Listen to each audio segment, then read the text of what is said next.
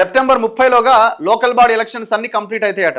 ఇప్పుడు వాళ్ళు రైతు బంధు 9 రోజులు కంప్లీట్ చేసారు, సన్న బియ్యం ఒకటి, రేషన్ కార్డ్స్ ఒకటి, ఇందిరమ్మ హౌసెస్ సంబంధించిన ఒక కొంత పురోగతి, ఇవన్నీ ఎందుకు చేస్తున్నారు వాళ్ళు? ఎలక్షన్స్ అతి త్వరలో పెట్టాలన్న నిర్ణయానికి వచ్చారు కాబట్టే చేస్తున్నారు.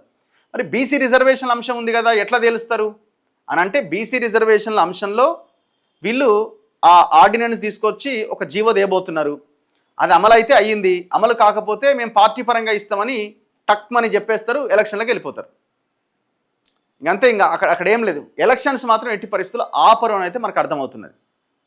ఇంకా ఆపరు ఎలక్షన్స్. పబ్లిక్ రియాక్షన్ ఏంది? ఆంధ్రాల జగన్ని కాపాడుతున్నది, తెలంగాణలో కేటీఆర్ను కాపాడుతున్నది నరేంద్ర మోదీ అట. దేశ ప్రధాని, నా 50 సంవత్సరాల జీవితంలో మోడీ లాంటి నీతిమల్ల ప్రధాని నేను చూడలేదు అట. దేశ ప్రధానిగా నరేంద్ర మోదీని తప్పించి నితిన్ గడ్కరీ గారిని ప్రపోజ్ చేయాలి ఆర్ఎస్ఎస్.